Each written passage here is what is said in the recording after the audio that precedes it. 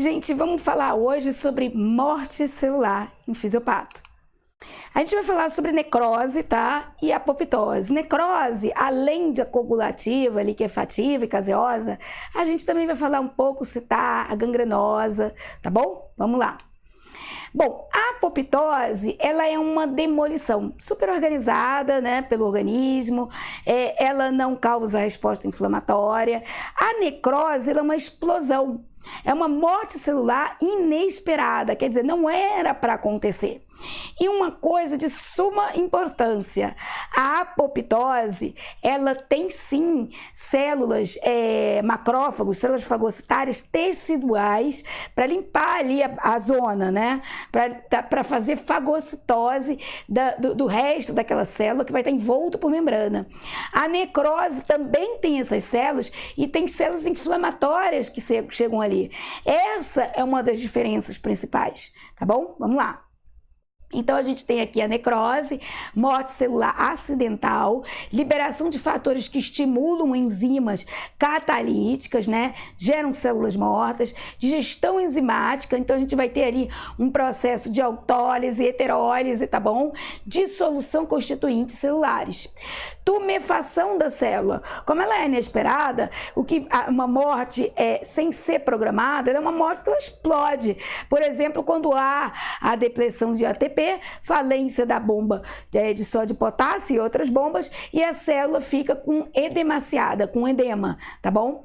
A apoptose, ela é uma morte celular programada, então existem uns estímulos apoptóticos. A gente vai ver que tem a via intrínseca de dentro da célula que estimula ela a entrar em apoptose, e a gente vai ver que tem a via extrínseca, a via externa, que vai também estimular essa célula apoptose. Então ela é uma célula, a célula apoptótica, ela é uma célula viável. Ela é uma célula que está bem, entendeu? Ela pode estar com alguma degeneração, ela pode... mas ela está bem, tá? A célula necrótica, não, ela não é mais viável. É por isso que ela vai morrer, tá bom? Então, o enrugamento aqui, você tem corpos apoptóticos que vão ser fagocitados depois pelos macrófagos teciduais, e essa célula se fragmenta enquanto a outra explode, tá? Então, a necrose é um processo de desnaturação de proteínas, tá? Que já apresentam dano letal, digestão enzimática, né? Autólise. O que seria autólise? Autólise é quando as enzimas da célula própria digerem ela. E heterólise é o sistema imune que vai lá, joga as enzimas para desfazer aqueles restos celulares, tá bom? Presença de células inflamatórias agudas, mais os macrófagos teciduais, que é normal, tá? Extravasamento do conteúdo, que não deveria estar extravasado. A apoptose é uma morte celular programada através da ativação enzimática que desencadeia mecanismos que culminam em dano letal. Ela é ainda uma célula viável e o dano letal só vai acontecer depois que a via intrínseca ou extrínseca entrar em ação, tá bom? Presença de macrófagos teciduais sem a presença de células inflamatórias agudas, conteúdo envolto por membrana. Então vai ter os corpos apoptóticos, tá? Ali você tem uma gangrena, tá bom? Então vamos lá, aqui a gente tem a célula normal, que está ali, ó, ela tem um processo de lesão reversível, recuperação, lesão reversível, até que chega uma hora que ela não vai mais conseguir dar conta, o metabolismo vai estar muito alterado e ela vai entrar em necrose. E aqui a gente tem a apoptose, que é toda organizada, que forma os tais corpos apoptóticos e que vão ser fagocitados por macrófagos teciduais e sem a presença de células inflamatórias agudas. Já a necrose, ela tem a presença das células inflamatórias agudas. Essencialmente, todos os agentes que prejudicam a célula é um desses quatro aqui, tá? Então, ou vai ser um prejuízo na respiração aeróbica, aquela célula provavelmente vai ter isquemia, falta de ATP, depressão do ATP, vai começar a entrar em glicólise, vai produzir muito ácido láctico, vai ficar ácida, sem a energia que ela não vai dar conta de produzir ATP suficiente, ela não vai conseguir um funcionamento adequado das bombas de sódio e potássio, e aí ela não vai conseguir manter o equilíbrio, vai ganhar um edema e vai se explodir, né? A síntese proteica também é um dos mecanismos que leva à prejudicação dessas células. Se a gente lembrar, nós somos um organismo que depende da proteína para levar a informação, né? Para tudo quanto é tipo de processo, então essa célula também vai ter o metabolismo prejudicado. Manutenção da integridade da membrana, lógico, porque a membrana serve para separar o meio externo do meio interno, para inclusive gerar potencial de ação, para hiperpolarizar, para despolarizar. Então a membrana é uma coisa essencial na célula. Manutenção da integridade do genoma. Lógico, não precisa nem falar sobre isso, né? O genoma é o nosso quartel central ali, o nosso quartel general, assim, nosso comando geral, né? É ele que faz com que tudo funcione, né? Podem ser tipificados, vamos falar um pouco de necrose, vários tipos de necrose, sendo o mais comum a necrose por coagulação, tá? Consequência quase sempre da oclusão do suprimento arterial do tecido. A necrose com coagulação é a mais comum e ela é gerada por isquemia, tá? A necrose de liquefação é vista no cérebro, eu vou explicar por quê, e nas infecções piogênicas. A necrose caseosa é a marca registrada da tuberculose, gomosa do sífilis. A necrose gordurosa é sempre um efeito das lipases pancreáticas sobre o pâncreas, né, sobre o tecido gorduroso.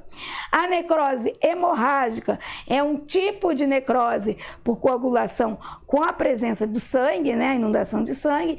E a gangrena é uma necrose de coagulação com dois aspectos, né? Tanto o aspecto isquêmico da coagulação, mais um aspecto infeccioso que atinge vários tecidos. Então a gente tem aqui as características da lesão irreversível por necrose, tá? Depressão de ATP, né? Indiscutível. Ele que mantém as bombas, ele que mantém um suprimento de energia. Quando tem depressão de ATP, quando tem isquemia, quando não tem oxigênio suficiente, né? A célula começa a falência das bombas, aquilo causa edema e a célula explode. Dano à membrana grave e incorrigível, tá? Irreversibilidade, parada funcional, alterações morfológicas, característica da necrose, que a gente vai falar. Lise da membrana, a célula explode, né? O que tem dentro vai para fora. Há o aspecto, repetindo, né? O sistema imune com as células polimorfonucleares, mais os macrófagos normais, que tem tanto na hipoptose como na necrose, que são os macrófagos teciduais, tá bom? Aqui a gente já tem a alteração nuclear da necrose, isso é muito importante. Primeiro a gente vai ter uma picnose, uma condensação do núcleo, ele fica pequeno e fica com uma coloração forte, tá? Basofílico, né? Atração pela hematoxilina, reflete a parada de transcrição do DNA. Acabou o metabolismo da célula, tá bom? A cariorrex é um núcleo fragmentado no citoplasma. Eu vou mostrar em lâmina isso, tá? A cariólise, que é um núcleo pálido dissolvido. Você vai ver até células sem núcleo ou células com núcleo desmaiado, que é a cariólise. Então aqui a gente tem o citoplasma, ocorre a eosinofilia, ou seja, um citoplasma que vai, perda do tom rosa, vai para um tom levemente arroxeado, né? Um tom rosa forte, né? Por causa do RNA citoplasmático que foi degradado, né? E a aglutinação das organelas. A gente tem ali a picnose nuclear, você vê que o núcleo está denso, né? Está retraído. E ali a gente tem a cariorrex. A cariorrex, se você olhar ali, destruição do núcleo, ele está cheio em pedacinhos. Aquela é a cariorrex. A cariólise, se você observar, é um núcleo desmaiado, tá bom? E a condensação ali do núcleo na picnose, tá? A morte celular e a consequente necrose podem ser evidenciadas por esses três estágios que eu disse: picnose, cariorrex e a cariólise, tá bom? Tipos de necrose, vamos entrar agora nos tipos. A gente tem a coagulativa, que é tecidos com bom arcabouço celular, ou seja, ele tem muita fibra colágena e reticular. É por isso que a gente diz que a coagulativa acontece em órgãos sólidos, porque você tem que ter um bom arcabouço ali, tá? Mantido, e esse arcabouço é mantido por células fantasma. Porque o que acontece? Ali acontece uma proteólise, tem uma desnaturação das proteínas, mas não acontece tanto a autólise, que é a dissolução do conteúdo celular, nem a heterólise. A heterólise é dificultada. Então a célula, por causa desse arcabouço, a célula é mantida como se fosse uma célula fantasma. Tá bom?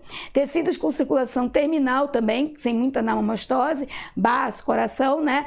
Perda do núcleo, mas a estrutura é mantida. Então você vai ver uma cariólise, né? Uma perda do núcleo, mas a estrutura vai ser mantida. Justamente por quê? Porque ela tem um bom arcabouço.